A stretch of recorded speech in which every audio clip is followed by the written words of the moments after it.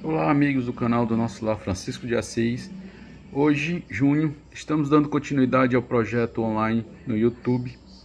Nosso objetivo é contribuir com um pouco de luz para os nossos caminhos, assim como nosso trabalho dentro de nossa instituição. Somos uma casa que nasceu para ser uma seara de amor, congregando e conclamando a todos que querem ser seareiros do Mestre Jesus, aprender e compartilhar o Evangelho na prática. Torna o nosso fardo mais leve e o jugo bem mais suave. Essa é a nossa proposta. Por isso lhes convido a todos. Venham fazer parte de nossas atividades, seja um voluntário, doe seu amor, dedique-se na sua autotransformação. Aprendamos o quanto antes a usar a caridade para aprender a amar. Conheça as nossas atividades, contribua com o seu serviço. Doe seu tempo, sua paciência, suas virtudes, o seu amor. Ajude-nos a fazer um mundo um pouquinho melhor, a partir da sua própria melhoria, da sua própria transformação. Siga-nos no Instagram, Nosso Lar Francisco de Assis. Se inscreva no nosso canal do YouTube, curta as nossas publicações, seja um sócio contribuinte. Esta obra necessita de cada um de vocês. Hoje abordaremos o capítulo 11, item 1 do Evangelho segundo o Espiritismo, com o tema Amar ao próximo como a si mesmo, em que a passagem evangélica diz: um mandamento maior: fazemos aos outros o que queiramos que os outros nos façam. Parábola dos credores e dos devedores. Vejamos a passagem de Mateus 23, 34 a 40. Os fariseus, tendo sabido que ele tapara a boca aos saduceus, reuniram-se, e um deles, que era doutor da lei, para o tentar, propôs-lhe essa questão: Mestre, qual o mandamento maior da lei? Jesus respondeu: Amarás o Senhor teu Deus de todo o teu coração, de toda a tua alma e de todo o teu espírito. Este é o maior e o primeiro mandamento. E aqui tendes o segundo, semelhante a esse: amarás o teu próximo como a ti mesmo. Toda a lei e os profetas se acham contidos nesses dois mandamentos. Interessante lembrarmos que os fariseus e os saduceus eram os dois principais grupos religiosos que haviam em Israel. No tempo em que Jesus viveu na terra, os fariseus tinham uma mentalidade mais religiosa, enquanto os saduceus estavam mais voltados para a política.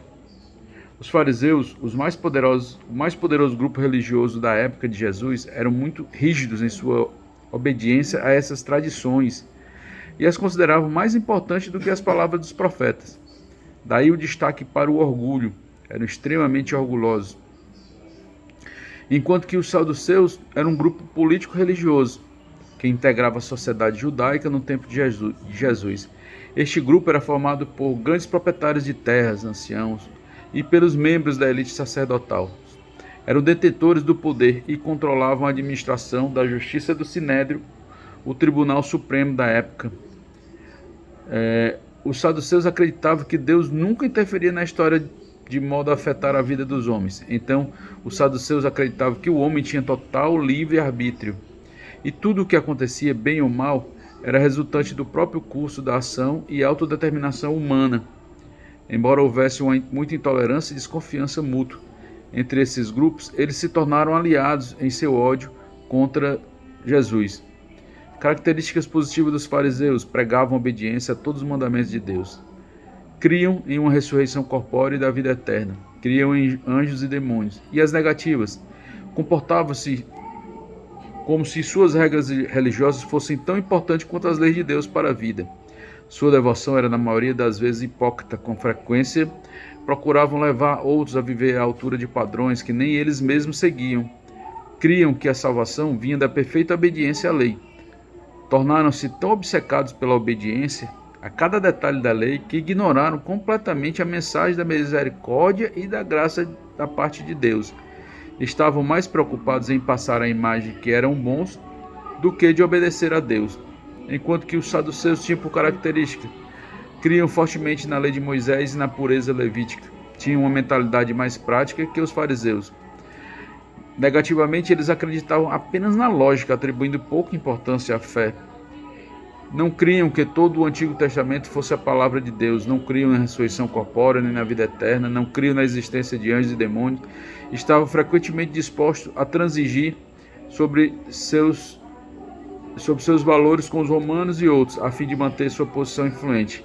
Mas importa dessa lição crística que a busca humana atual resume nessa lição.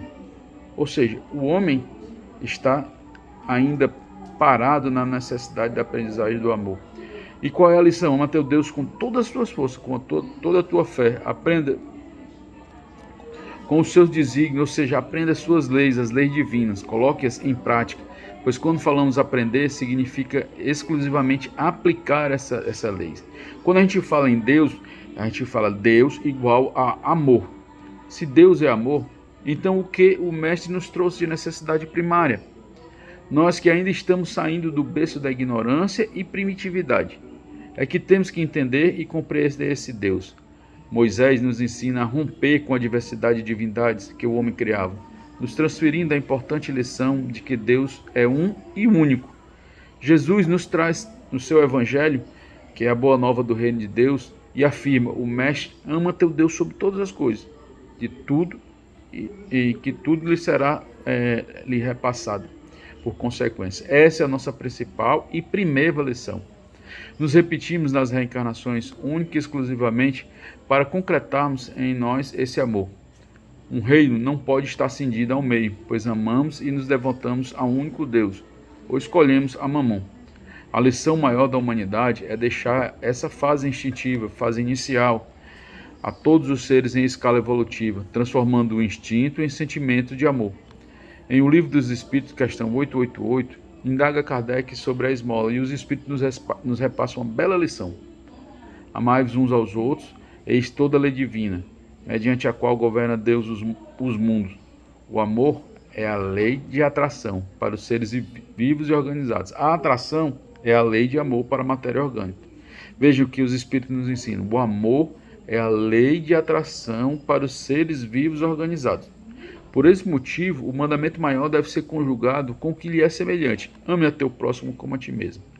Ou como está escrito no Evangelho, façamos aos outros o que queiramos que nos façam. Vejam como é sábia a lição do Cristo, pois nos ensina o caminho como devemos amar a Deus, amando aos nossos semelhantes. Essa é a dica.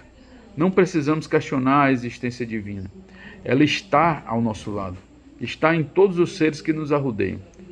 Eles são Deus, como nós mesmos para eles. Nós somos para eles.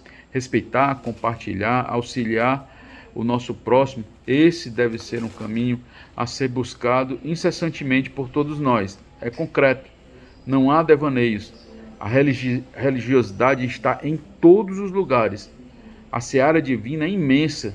Os ceareiros é que ainda não se predispuseram a servir. Mas a lição do Evangelho é clara. Vamos nos alistar imediatamente nos exércitos de auxílio aos mais necessitados. Vamos nos lançar a sermos aprendizes e servidores. Lembremos que nós somos também os servidores da última hora. Receberemos, pois, a mesma remuneração dos santos, que já se lançaram há mais tempo. Temos que crer. Essa é a maior lição a ser aprendida por todos nós, seres humanos. Não adianta desenvolvermos nosso intelecto ao extremo, sem que, paralelo, já tenhamos o aprendizado da lei do amor. O amor é o elo que nos liga a Deus. Sem o aprendizado da lei do amor, não seremos matriculados na escola futura da humanidade, seremos réprobos. A nossa proposta do nosso Lar Francisco de Assis é aplicarmos essa lição na prática e com louvor, compartilhando a nossa própria vida. Implica em fornecermos as nossas experiências, transferirmos os nossos conhecimentos, aquelas almas que ainda não tiveram a oportunidade de ver a Deus. Lembremos que a nossa alma se alimenta dos bons pensamentos e dos bons sentimentos, além de colocarmos em prática a lição mais importante do Evangelho. Nos sentimos felizes, os nossos sofrimentos são aliviados, nos dando capacidade de continuarmos nessa nossa jornada terrena em paz. Vamos implementar as lições do Evangelho nas nossas vidas?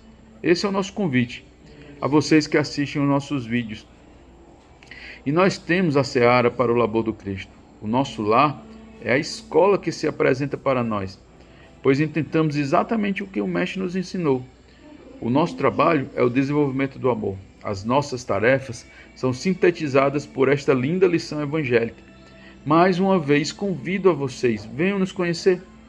Nossa experiência terrena é cíclica e carece de compreendermos e divulgarmos a todas as pessoas do nosso círculo mais próximo, pois é a ação do Consolador prometido que nos trará conforto, ao enfrentarmos as nossas dívidas, que possuímos um credor implacável, incorruptível, que é a nossa própria consciência. O nosso barco espiritual ainda navega nas águas da inferioridade. Contra anos de escuridão, estamos agora querendo acender a luz do amor. Tenhamos fé que é possível alcançarmos novos voos. O amor é nossa senha para vermos a Deus. Sofreremos a tentação da empáfia e da intransigência, da inflexibilidade, da intolerância, para que possamos aprender a ter consideração, clemência, condescendência, compaixão, condoimento, condolência, humanidade. Amar é exercício de compreensão de Deus. Se não analisemos a nossa própria existência, quantos pecados nos moveram até os dias atuais? És capaz de responder? Quantos pecados contra o Pai tu, na sua consciência, cometeste? Analisa a tu mesmo e veja que o sol nasce todos os dias para que tenhas vida. Vê que a natureza nunca te faltou o alimento para a manutenção do corpo. Vê que os dias nascem sempre para que tu tenhas a oportunidade do recomeço. Isso verdadeiramente é o amor em prática. Deus nos ama incondicionalmente. Agora é a nossa parte de amá-lo. Da mesma forma, incondicional. Não importa o que ocorre no mundo dos homens. Nosso amor a Deus deve ser constante. Devemos torná-lo um hábito. Repetimos com tanta frequência que nossas reações instintivas demonstrem sempre o amor que temos ao Pai, refletindo aos nossos semelhantes. Amar e introjetar e compreender a Deus. Da mesma forma como Ele conhece os nossos mais profundos sentimentos e pensamentos, nós devemos conhecer ao Pai. Um convite fica a todos nós. Recomecemos as nossas vidas agora. Vamos nos matricular nas mais diversas escolas de caridade.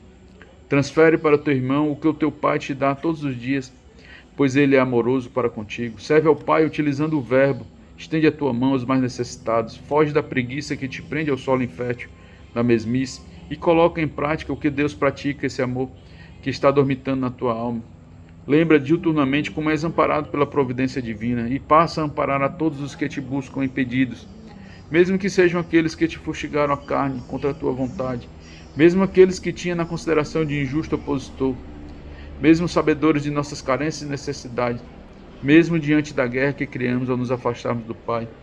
Mesmo assim, ouve a palavra do Cristo que diz: ama teu Deus sobre todas as coisas. Concluo exercitando essa lição do amor e convido a todos vocês a construir o reino de Deus dentro de vós, por meio do Evangelho deixado pelo Mestre Jesus, compreendendo as leis divinas a partir do exercício do amor, com todas as nossas reservas de forças possíveis, pois na escola da transformação em que estamos matriculados, não nos basta apenas não fazer o mal, temos que nos dedicar a fazer o bem com todas as nossas forças do coração. Os Espíritos nos dão a dica de como fazer isso, exercitando a caridade. Venha, junte-se a nós, só falta vocês para nos completar. Deus é conosco. Fiquem todos em paz e até o próximo vídeo.